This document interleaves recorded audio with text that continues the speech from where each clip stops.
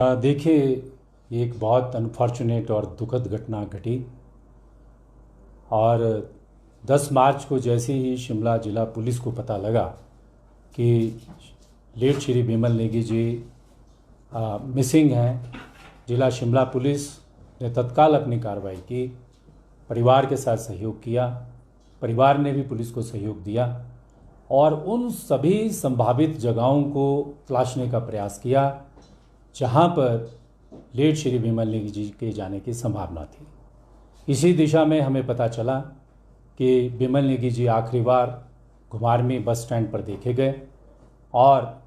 उसके बाद उनका कोई पता नहीं चला। हमारे भरसक प्रयास करने के बाद 15 मार्च को हिमाचल प्रदेश पुलिस महानिदेशक ने एक स्पेशल इन्वेस्टिगेशन टीम का गठन किया। उस स्पेशल इन्वेस्टिगेशन टीम में उन्होंने अपनी जो सिलेक्शन ऑफ ऑफिसर थी वो स्वयं की और एडीजीपी सीआईडी को उस एसआईटी का मुखिया बनाया और उसके बाद जो दायित्व था तलाश करने का और उसके उपरांत जो भी कार्रवाई होनी थी वो उस एसआईटी 1 जो तलाश करने वाली एसआईटी थी उसके द्वारा की जानी थी। और 18 तारीख मार्च महीने में जब उनका शव बिलासपुर की गोविंद सागर झील में मिला तो जिला बिलासपुर की पुलिस एसआईटी का ये दायित्व था कि वो उचित कार्रवाई करती और जो शव विच्छेदन जिसे हम पोस्टमार्टम कहते हैं, इंक्वेस्ट रिपोर्ट करते हैं, वो उन मानदंडों पर की जानी चाहिए थी जिन मानदंडों के अनुरूप इस तरह के जो गंभीर विषय होते हैं उस पर वो सही तरीके से खरी उतरे। इस एसआईटी ने क्या किया क्या नहीं किया उसकी इन्वेस्टिगेशन भी हमने की है, क्योंकि वो इन्वेस्टिगेशन फाइल का विषय है। उन सब चीज़ों को तो अभी मैं ज़्यादा प्रकट नहीं करूँगा, लेकिन हमने एक सत्यता, प्रक्रिया, कानून और उसके दृष्टिगत इन्वेस्टिगेशन की है जिससे श्री बिमल नेगी जो लेट बिमल नेगी जी उनकी जो जिस प्रकार की रहस्यमय परिस्थितियों में मृत्यु हुई उस सब की सच्चाई सबके सामने आए। हमारी हमेशा उस परिवार के प्रति गहरी संवेदनाएं रही हैं और जब एचपीपीसीएल के बाहर उन्होंने अपना धरना प्रदर्शन रोष प्रकट किया था तो उस समय भी मैंने उनके परिवार को आश्वस्त किया था कि मैंने अपने 26 साल की जो मेरी पुलिस की प्रोफेशनल इंटीग्रिटी और ऑनेस्टी है उसके हिसाब अनुरूप मैं उस केस को इन्वेस्टिगेट करवाऊंगा और करवाऊंगा। और उसी दिशा में हमने एक इंटीग्रेटेड इन्वेस्टिगेशन के लिए एक बहुत लंबी चौड़ी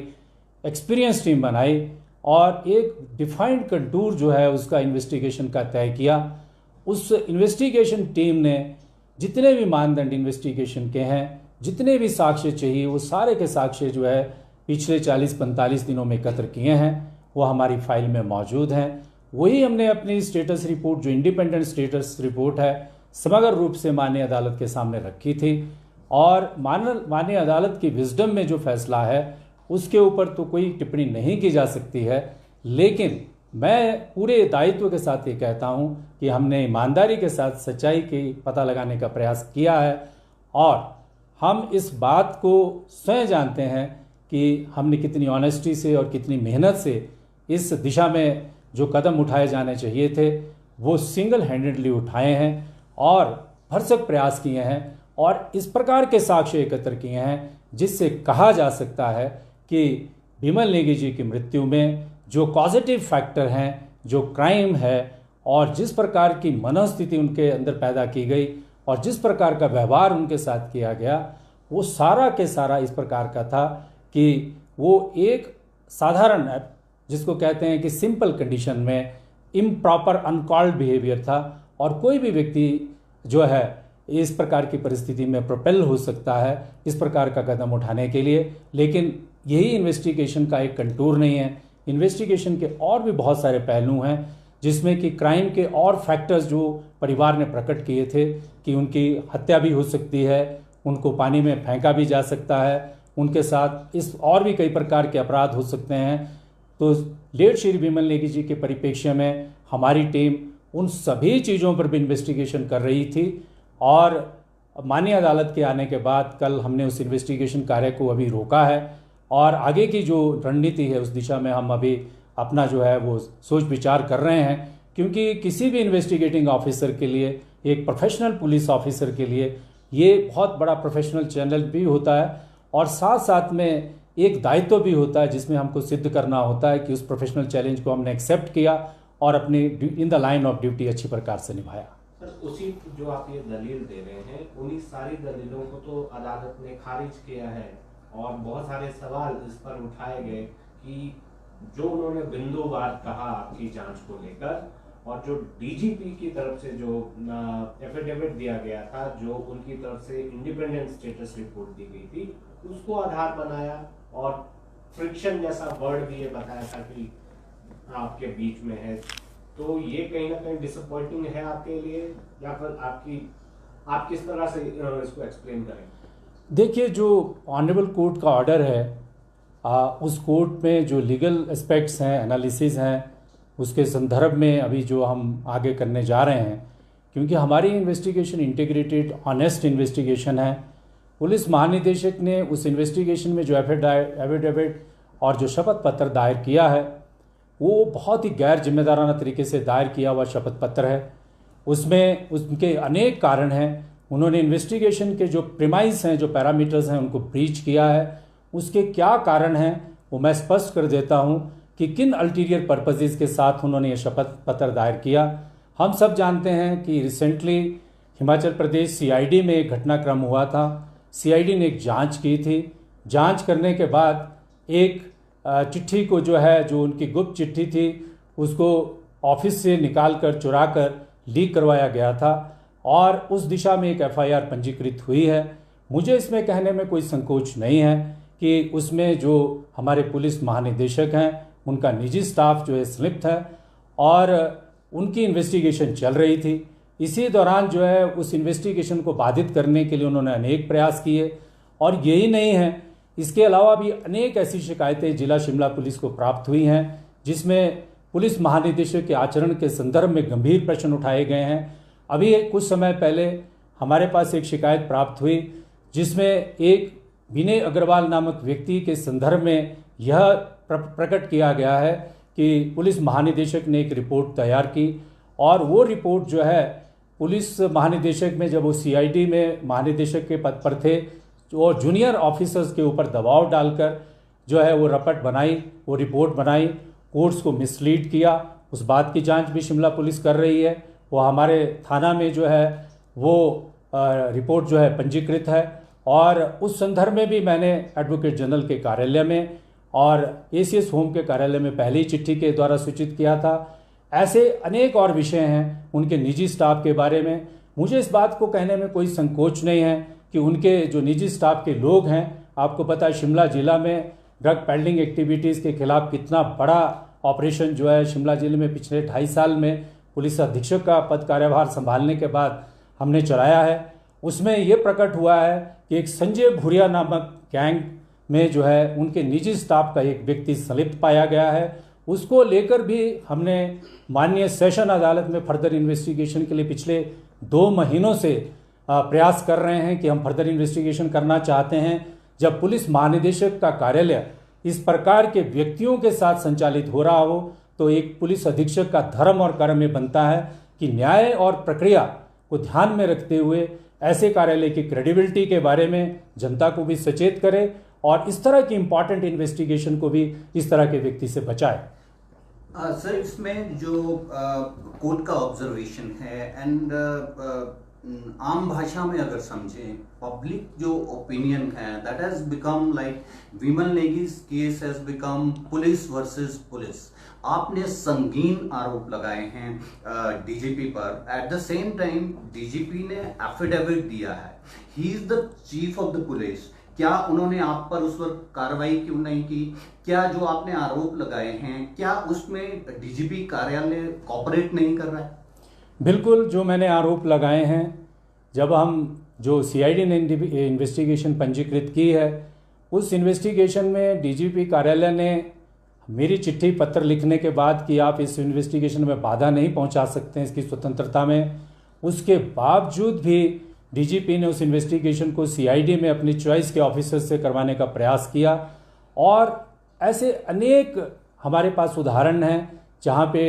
जो हमारे पुलिस महानिदेशक हैं उन्होंने इस प्रकार की उनके विरुद्ध शिकायतें हैं कि उन्होंने कोर्ट्स को मिसलीड किया है टाइम टू टाइम, और इस प्रकार के शपथ पत्र जो भ्रामक शपथ पत्र हैं वो डाले हैं। मुझे इसमें कहने में कोई भी संकोच नहीं है, क्योंकि मेरे इंडिपेंडेंस और मेरा जो किरदार है एक ऑनेस्ट व्यक्ति का, एक ऑनेस्ट अधिकारी का है। और आपको याद होगा कि निशांत शर्मा जो एक मध्यम वर्गीय व्यापारी है, उस समय भी एक ऐसी चुनौती मेरे सामने प्रकट हुई थी, और वो भी उस समय जो संजय कुंडू हैं जो उस समय के पुलिस महानिदेशक थे, उनके विरुद्ध भी मैंने जो है वो एक एफिडेविट हाई कोर्ट में दायर किया था, बगैर पक्षपात के, बगैर भय के। और ऑनरेबल कोर्ट ने जो फैक्ट्स मैंने हाई कोर्ट के समक्ष रखे थे, ऑनरेबल कोर्ट के समक्ष रखे थे, उन फैक्ट्स को अप्रिशिएट किया था। लेकिन बहुत सारी चीज़ें इसके बीच में ऐसी भी हुई हैं जो मैं आपके साथ समय समय पर आगे आने वाले समय में प्रकट करूंगा कि किस प्रकार से पुलिस हेडक्वार्टर के माध्यम से क्या क्या किया गया, किस प्रकार की षड्यंत्र और किस प्रकार से हमें इम्प्लीकेट करने के प्रयास किए गए, और कौन कौन सी ऐसी इन्वेस्टिगेशंस हम कर रहे हैं जिनको दुष्प्रभावित करने की जो है, जिसको हम कह सकते हैं कि हमारे हेडक्वार्टर और पॉलिटिको नेक्सस के द्वारा दुष्प्रभावित करने के प्रयास किए गए। मुझे इस बात में कहने में कोई संकोच नहीं है, क्योंकि 25 वर्ष 26 वर्ष का जो मैंने ऑनेस्ट पुलिस करियर जो है वो अपना जो एक तपस्या की तरह लगाया है। और आज अगर कोई मेरी इस ईमानदारी को और इस प्रोफेशनल इंटीग्रिटी को अपमान करने का कोशिश करता है तो मैं पुलिस का पद छोड़ना पसंद करूंगा, लेकिन मैं इस अपमान को नहीं सह सकता हूं। और इसीलिए जो है अभी हमने, मेरी जो स्पेशल इन्वेस्टिगेशन टीम है वो हमने निर्णय किया है कि हम इस पूरे प्रकरण को फिर से दोबारा अदालत में लेके जाएंगे। हमें इन्वेस्टिगेशन में इंटरेस्ट नहीं है, लेकिन हमारे द्वारा जो इन्वेस्टिगेशन की है वो एक प्रिविलेज्ड डॉक्यूमेंट है, हम उसको प्रोटेक्ट कराना चाहते हैं। और वो इन्वेस्टिगेशन जो है, लेट श्री विमल नेगी जो है उनको न्याय मिलना चाहिए, वो किसी राजनीति का शिकार नहीं होना चाहिए, वो किसी के स्वार्थों की शिकार नहीं होनी चाहिए, किसी को एक्सटेंशन चाहिए, किसी को कोई पद चाहिए, संजीव गांधी को कुछ नहीं चाहिए। वो विमल नेगी जी को जो है न्याय दिलाना चाहते हैं, और उसी दिशा में एक सच्ची पक्की इन्वेस्टिगेशन कर रहे हैं। और यही चीज़ जो है हम दोबारा से अपील में, अभी हम दोबारा कोर्ट में जा रहे हैं, ऑनरेबल हाई कोर्ट में हम अपील दायर करेंगे और सारी सच्चाई कोर्ट के समक्ष रखेंगे कि जो अल्टीरियरली मोटिवेटेड जो एफिडेविट पुलिस महानिदेशक ने तैयार किया है उसमें और भी अनेक कारण हम उसमें प्रकट करेंगे, और कोर्ट को, ऑनरेबल कोर्ट को हम बताएंगे कि जो इन्वेस्टिगेशन का जो प्रीमाइस है और जो इन्वेस्टिगेटर की इंडिपेंडेंस है वो इस प्रकार से खंडित नहीं की जा सकती है, और सच्चाई को इस तरह से तहस नहीं किया जा सकता है। एक व्यक्ति की इस तरह से जान गई है और उसके ऊपर जो है इस प्रकार से जो है स्वार्थ सिद्धि नहीं की जा सकती है। हमारी इन्वेस्टिगेशन जो है ट्रुथफुल है, और हम श्री विमल नेगी जी को न्याय दिलाने के लिए कमिटेड हैं, और उस न्याय को दिलाकर रहेंगे, चाहे इसके लिए किसी भी प्रकार का त्याग करना पड़े। सर, आपने बहुत बड़े आरोप लगाए हैं अपने सुपीरियर ऑफिसर को लेकर, यही बात अदालत में भी कही थी। आपके पास क्या फैक्ट्स हैं ऐसे? क्या कहीं ऐसा तो नहीं है अभी जो भावनाएं आपके खिलाफ हैं लोगों की, और खुद को बचाने के लिए आप ये कह रहे हैं, या सफाई में ये चीजें कह रहे हैं? आपकी इंटीग्रिटी पर भी सवाल थे, कहीं ऐसा तो? देखिए, जब मैं माननीय अदालत में जब ऑनलाइन प्रोसीडिंग्स देख रहा था और जिस प्रकार से ऑनरेबल कोर्ट में जो चीज़ ट्रांसपायर हो रही थी, अगर मैं एक सच्चा पक्का और साहस से भरा व्यक्ति ना होता, असत्य पर चलने वाला व्यक्ति होता, तो मैं स्वयं कोर्ट के समक्ष पेश नहीं होता। मैंने ऑनरेबल कोर्ट में अपना पक्ष और अपने तथ्य प्रकट करने की कोशिश की, लेकिन मुझे I am thankful, I am grateful, I am obliged कि मुझे ऑनरेबल कोर्ट ने टू सम एक्सटेंट इस बात को प्रकट करने की कोशिश को जो है मौका अवसर दिया। लेकिन जितने भी मैंने तथ्य सामने रखे हैं वो सारे के सारे तथ्य जो है वो एविडेंस बेस्ड हैं, वो सारे के सारे तथ्य जो हैं वो ड्यूली कॉरबोरेट होते हैं। एफआईआर हुई है, ये बिल्कुल सच है। पुलिस महानिदेशक का स्टाफ इन्वॉल्व है, ये बिल्कुल सच है। पुलिस महानिदेशक ने एक अपने जुरियन कर्मचारी पर जो है दबाव डालकर एक विनय अग्रवाल के केस में जो है झूठी रिपोर्ट इस प्रकार की उसमें प्रकट होते हैं तथ्य उनकी उस रपट को पढ़ने के बाद, और ऐसी शिकायत हमारे पास सदर थाना में डीडी एंट्री के जरिए जो है उसमें लिखी गई है, ये भी सत्य है। और भी बहुत सारी बातें हैं, और मैं एक आपके साथ बहुत ही इंटरेस्टिंग फैक्ट शेयर करना चाहता हूं, और जो सभी को स्तब्ध और आश्चर्य में डाल सकता है कि जब 2023 में शिमला के मिडल बाजार में एक हिमाचल रसोई नामक रेस्टोरेंट में गैस ब्लास्ट हुआ था, उसके बाद सेंट्रल एजेंसीज को बुलाया गया, एनएसजी को बुलाया गया, और एनएसजी पुलिस मुख्यालय में ठहरती है, और उस समय के डीजीपी जो है एनएसजी को क्यों बुलाते हैं पहले तो हमें समझ में नहीं आया, लेकिन कुछ समय के बाद एनएसजी की एक रिपोर्ट आती है कि ये रसोई धमाका जो है ये एक टेररिस्ट इंसिडेंट है, इसमें तो आरडीएक्स मिला है। और इसी दौरान जो है मुझे पता चलता है कि पुलिस महानिदेशक मेरे बारे में एक चिट्ठी लिखते हैं चीफ सेक्रेटरी हिमाचल प्रदेश सरकार को कि ये जो टेररिस्ट एक्ट हुआ है इसमें जो है शिमला जिला के पुलिस के एसपी और पुलिस की जो है वो नेग्लिजेंस है, उन्होंने एविडेंस को डिस्ट्रॉय किया है। और वो शपथ पत्र दायर करते हैं अपने बचाव में honourable supreme court of India में, और ये सारे तथ्य जो हैं वो अपने डिफेंस में यूज़ करते हैं। लेकिन आज उस इन्वेस्टिगेशन की रिपोर्ट सामने आ गई है और कितना ज़्यादा आश्चर्य होता है कि एनएसजी जैसी सेंट्रल एजेंसीज को हमारे पुलिस के बड़े बड़े ऑफिसर किस काम के लिए यूज़ कर रहे हैं। और ये पाया गया कि उसमें कोई आरडीएक्स नहीं था, उसमें कोई विस्फोटक नहीं था,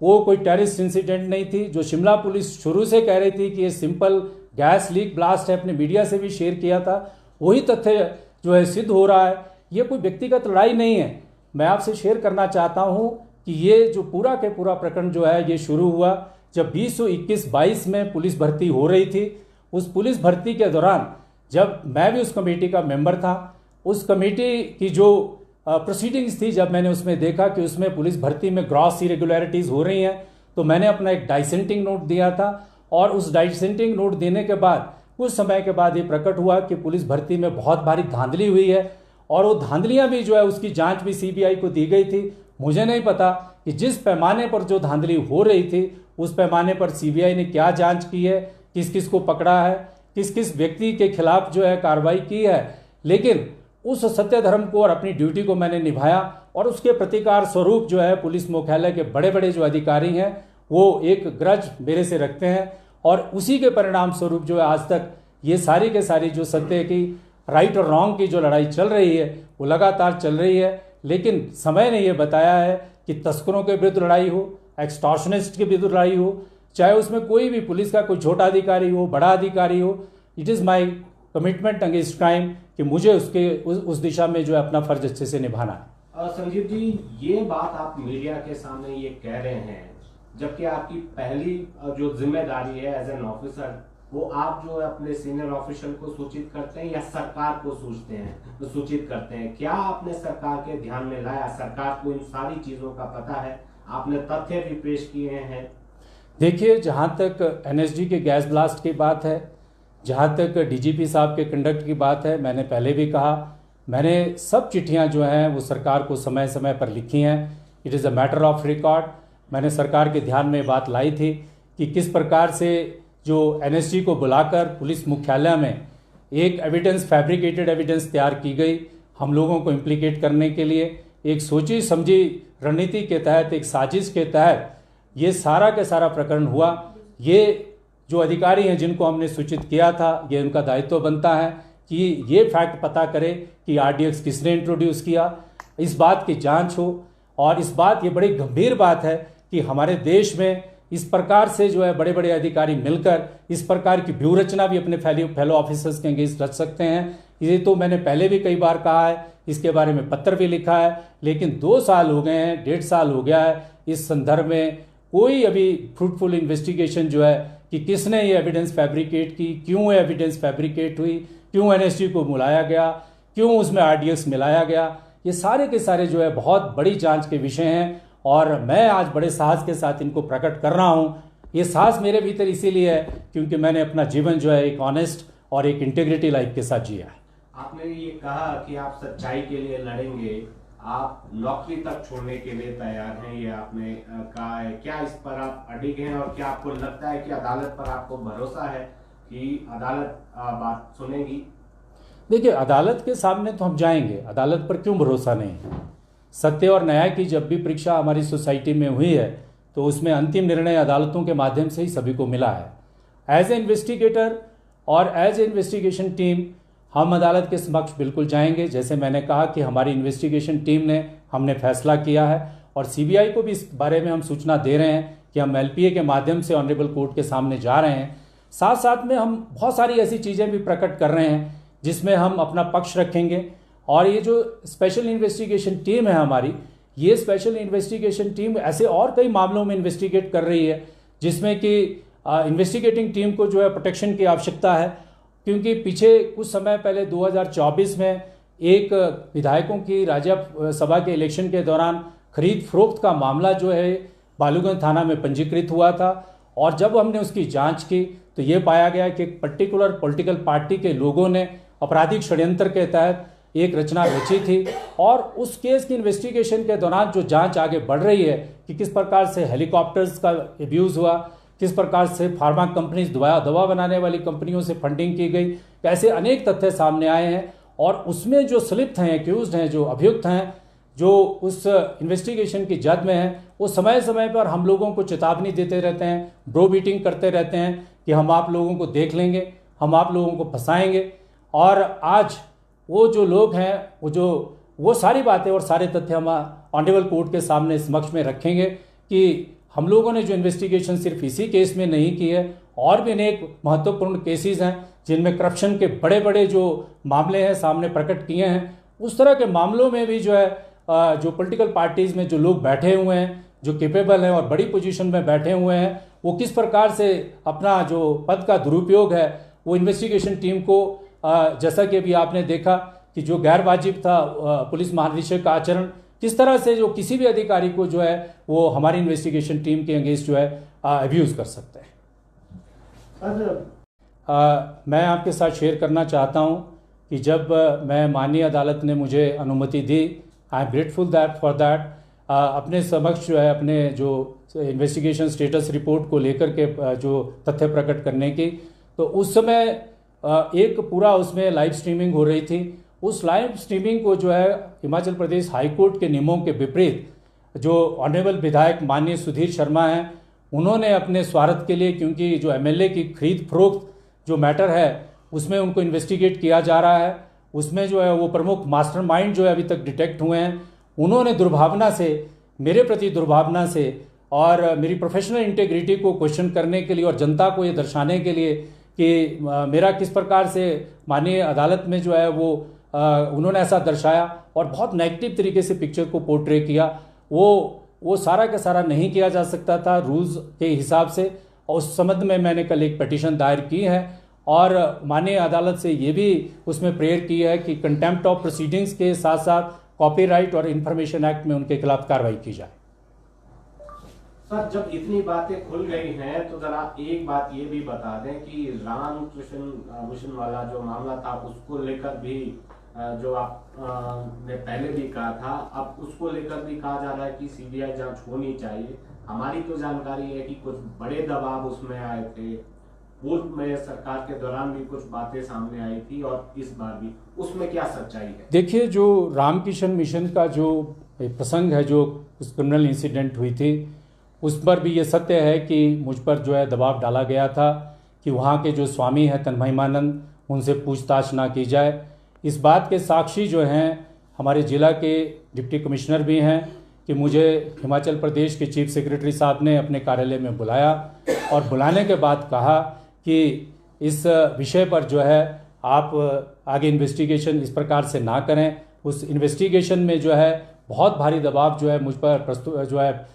डाला गया, लेकिन क्योंकि जैसा कि मैंने कहा कि I have served as a professional integration में मैंने काम किया है आज तक और ऑनेस्टी के साथ काम किया है, हम उस दबाव में नहीं आए। और उस दबाव में नहीं आने का वजह है कि we want to end the justice, and the purpose and the service of the justice toward the service of the justice. मुझे ये कहा गया कि कोई कॉन्स्टिट्यूशनल ऑफिस के ऊपर जो व्यक्ति बैठे हैं, समय आने पर मैं ये भी प्रकट करूंगा कि किस प्रकार का दबाव था, और उसके बावजूद भी जो है मैंने सत्य और निष्ठा के साथ ऑनरेबल हाई कोर्ट में जो है अपना एफिडेविट दायर किया था। और उस समय भी मुझे कहा गया था कि भाई आपने जो है इस केस के में जो है आपको इसमें पर्सनली टारगेट किया जा सकता है, लेकिन जहां सच्चाई की और न्याय की और इन्वेस्टिगेशन की बात है उसमें किसी भी कीमत पर कंप्रोमाइज़ नहीं किया जा सकता है। और उस समय के जो डिप्टी कमिश्नर हैं उन्होंने जो अपना रोल निभाया था, मैंने उस पर भी जो है सस्पिशन और क्वेश्चन जो है रेज किए हैं कि जो उन्होंने अपना ऑर्डर किया था वो ऑर्डर कहाँ टाइप हुआ, किसने उनको टाइप करके दिया था और क्यों उन्होंने सिलेक्टिव तरीके से एक ऑर्डर पास किया। इस सारे के सारे विषय के ऊपर भी मैंने जो है अपना जो है ये विवेकपूर्ण जो स्टेटस रिपोर्ट है ऑनरेबल हाई कोर्ट में प्रस्तुत किया है। और इस प्रकार से जो इस तरह के जो विषय हैं, जब भी समय में जो टेस्ट ऑफ टाइम है उसमें हमने अपनी निष्ठा को प्रकट किया है। और फिक्र हमेशा मेरे साथ रहता है। भूषण ज्वेलर्स, अनमोल रिश्तों के लिए।